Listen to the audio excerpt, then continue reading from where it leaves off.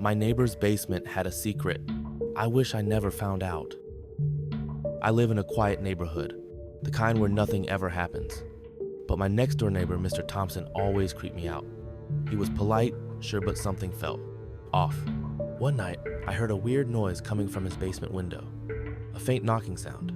At first, I ignored it, but it kept happening, every night around the same time. Curiosity got the best of me, so I walked over and peeked through the tiny window. It was dark, but I saw movement. A figure, a hand slamming against the glass. Someone was down there. I called the cops, heart racing. They arrived, broke down his door, and what they found still haunts me. A woman, tied up, gagged.